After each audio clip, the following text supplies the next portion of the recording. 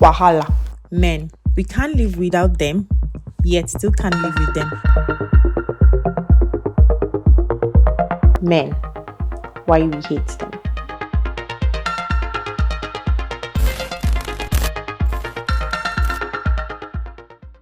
I never knew an hour could be so long till I had to sit and listen to Nancy's annoying voice for that long.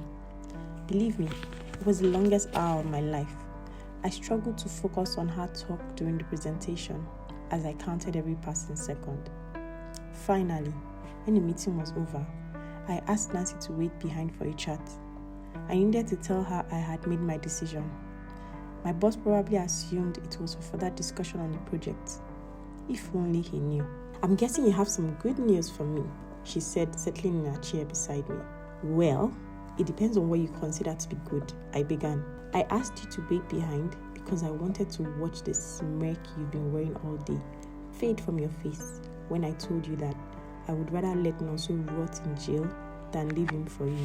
After I finished my sentence, she started to lose her cool. Her face went red, and I could tell she wanted to raise her voice, but was trying to control herself because my boss and some others were still standing outside the boardroom. "Suit yourself then," she said, getting up angrily to leave the room. "See you in court." See you in court. Oh, share the law. Let's see how this is going to play out, man. See you in court. Sandra was kind enough to help me call her brother-in-law before we closed work, and he agreed to meet me at the police station to help secure bail for Nonso. He was immediately released. I acted nice and warm towards him because I didn't want Sandra's lawyer-in-law to suspect all wasn't well. I even gave him a warm hug and peck to make the loving girlfriend finally rescued innocent boyfriend from jail story look natural. However, from his facial expression and how he hugged me, I could tell he knew he was in big trouble, and I was only pretending. When we got into the car, I didn't say anything to him because I was too furious and hot even to utter a word. But as soon as he opened his lying mouth to thank me, I unleashed the dragon on him.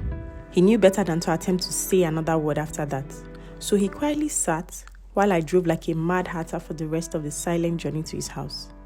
Suddenly, it dawned on me that I had just bailed out a serial cheat with a triumphant welcome by giving him a free ride in my car and dropping him at his doorstep, as if saying, "Thank you for cheating."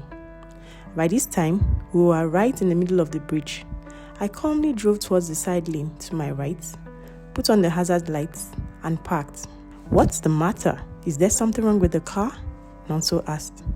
"Yes, there seems to be a problem," I replied gravely. "What's the problem?"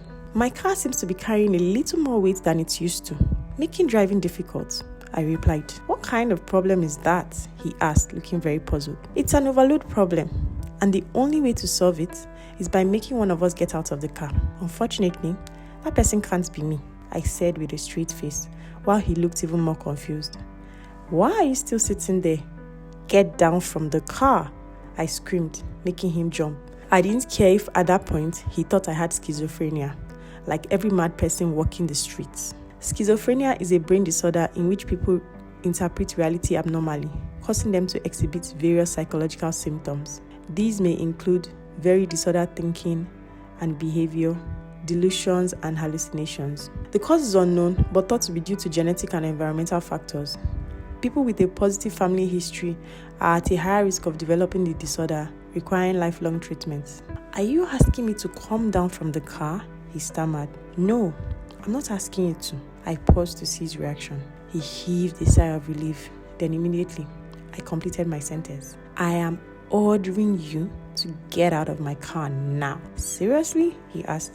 "No, seriously," I replied, opening the passenger door and pushing him out. Getting him out of the car was a struggle, but I finally succeeded after he realized I wasn't joking. I figured he'd be too tired to carry his two left legs to another woman's house after completing the compulsory exercise I gave him.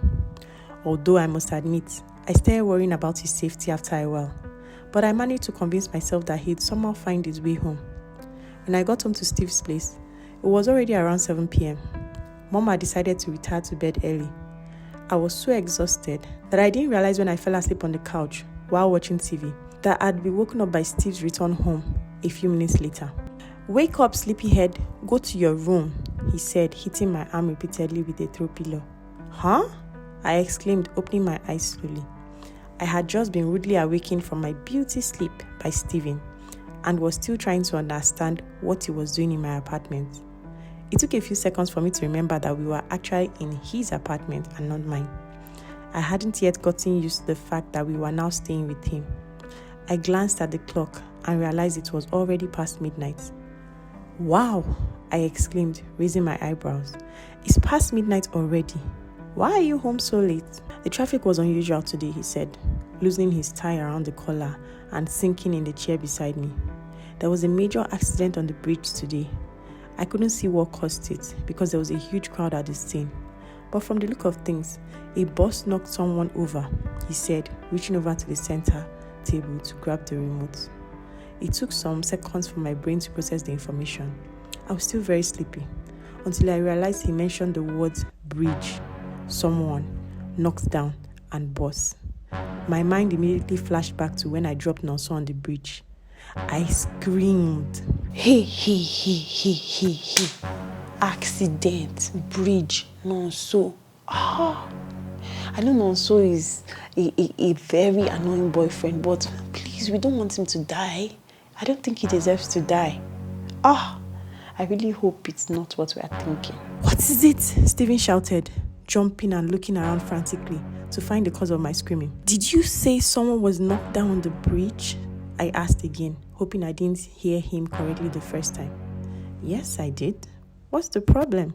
He asked, looking confused. I was too devastated to even answer him. I felt like the world was spinning around me.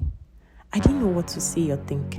My knees gave way, and I fell to the ground while Stephen rushed to catch me before I hit it. I could no longer hear what Stephen was saying. The only 4 words echoing in my head were, "What have I done?" Wahala.